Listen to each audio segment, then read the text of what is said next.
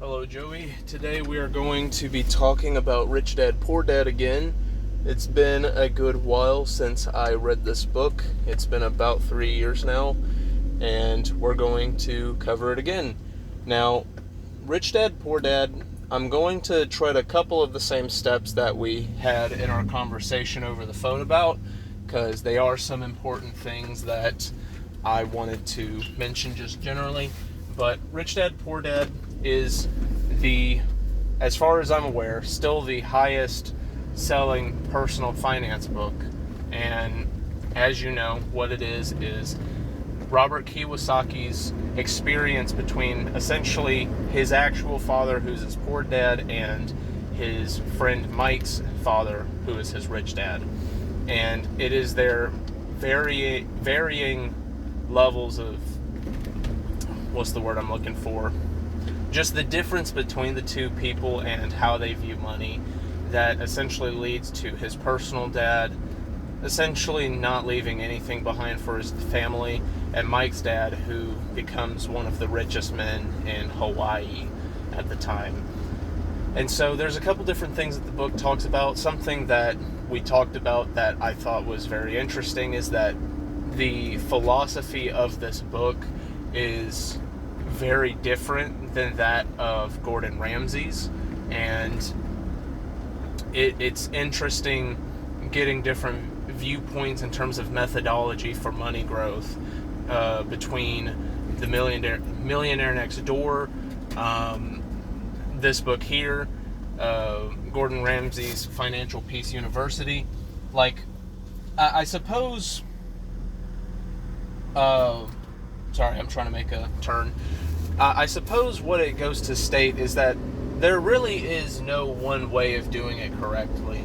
That if you put in the time and hours to do it, even if you choose a philosophy or a way of going about it that is not optimal, you can still make plenty of money. It just takes a concerted effort, which, as both of these books talk about, not many people do. Not many people make a very concerted effort. And something that is kind of a shared philosophy between the 80-20 principle and Rich Dad Poor Dad is the idea that working hard is not the way. Now, there is more context to that. It's not that working hard is a bad character trait to have. That's a good character trait to have. But the thing is that essentially what we're taught in school, for example, is more so to only work hard and not to really work smart when it comes to finances, because what school is trying to set you up to be isn't to be your own business owner, something on those lines. No, it's gearing you up to be an employee. And if you're somebody who is fine, trading your hours for benefits and a consistent income, then, that makes the most sense for you. That's the best way to go about living your financial life. But if you're somebody who, whether it be due to ambition or some combination of ambition or desiring something greater, desiring something riskier, then really stepping out into the cold water of trying to do things yourself is essentially something that is going to take the wisdom of people that you're not really going to meet in schools and stuff like that. And so the interesting thing that Rich Dad does in the first chapter is he kind of gives the kids a taste of this. He pays them like borderline nothing to work 3 hours on Saturdays, and Robert goes and tries to meet him about it a couple weeks in to air out his grievances, and Rich Dad makes him wait in the lobby for almost an hour. And what he was doing was he was showing him what it's like, the life that most people live, right? Where they want to raise, they work too hard for too little money, but they aren't accepting of the fact that maybe they just need to take up the reins themselves. Because as many places will tell you, the only thing you can control in this world is yourself. And that means that even if there is something somebody is doing to you that is debatably bad, you have to take it upon yourself to fix it or to remove yourself from that situation.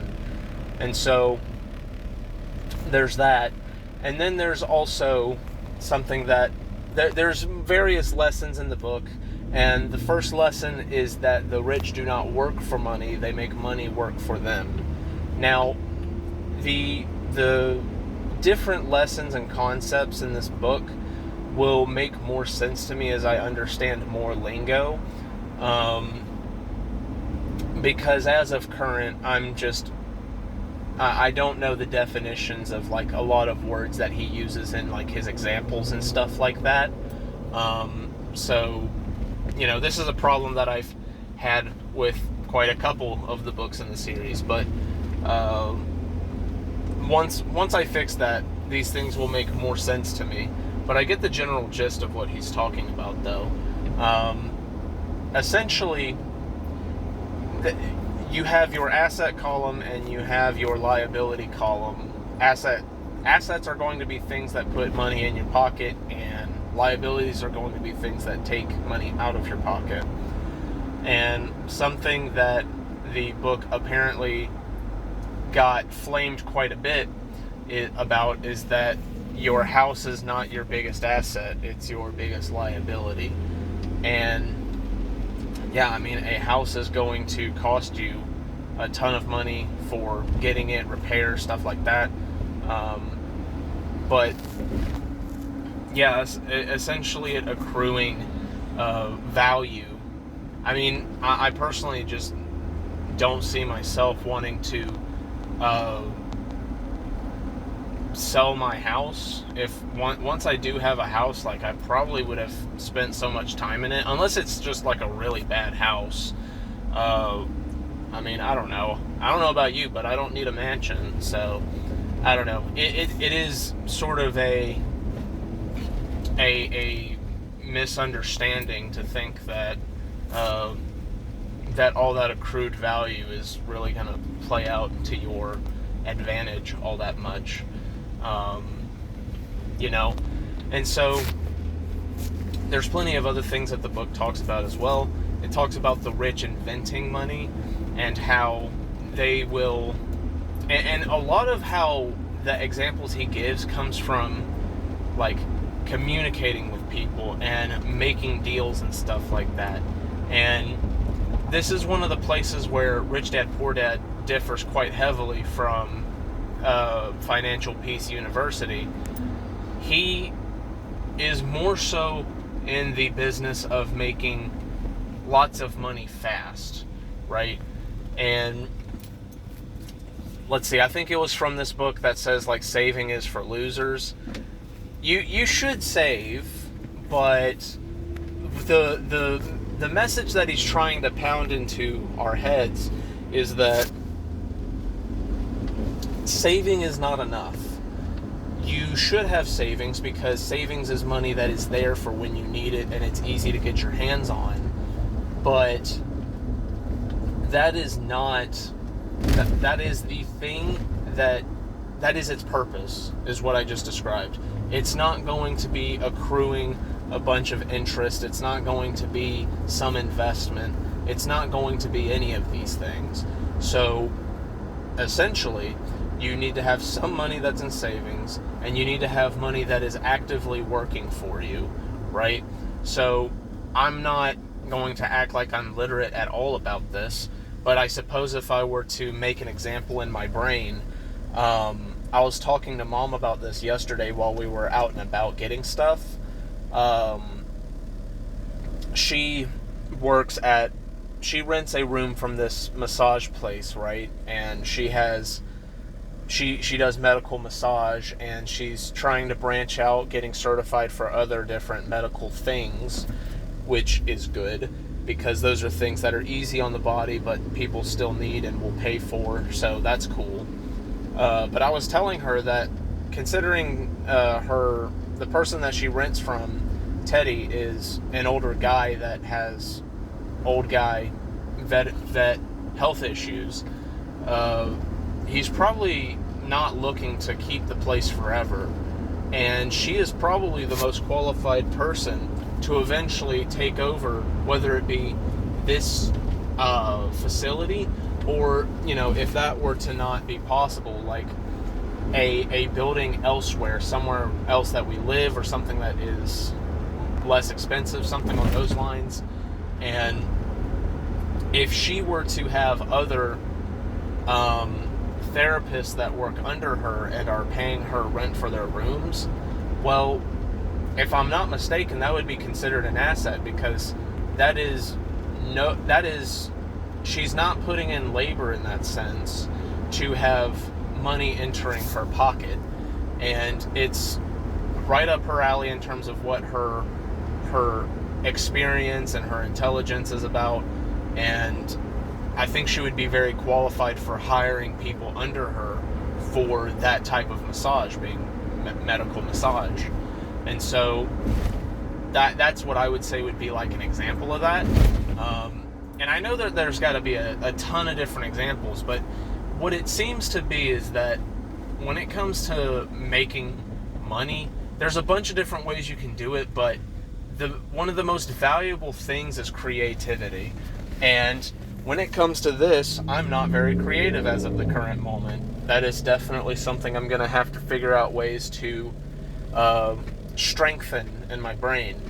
I've had a couple ideas, but they still require manual labor. Right? Like, I've talked about doing the window cleaning. I've talked about doing lawn care. These are still manual labor things, even if I were to be doing it on my own. And so figuring out ways to sort of like flex the creativity of my mind and figure out ways of putting money in my pocket that is disproportionately low work, I suppose you could say. Because, I mean, that's something that the 80-20 principle talks about, and something that this book talks about. It's like, working hard is not the only facet of financial success. It's based on who you're asking. Like, it's not even that large of a portion of it. Like, when you're young and have borderline nothing going for you, you probably need to put in some amount of manual labor. That way you have some amount of money to be able to make a down payment for something, to be able to start making other investments and whatnot for. But like me, for example, I've been on, someone else's wage ever since I started working. Like, I need to figure out ways to flex that skill in different ways. So that's going to take some thinking. But yeah, this book, I remember it did not strike me quite the same way when I originally read it. So even if it has been a while since I last read it, I have learned new things since I've read it now, which is really cool. And yeah, I hope to talk to you more about it in the future, and I appreciate you listening. Thank you. Bye.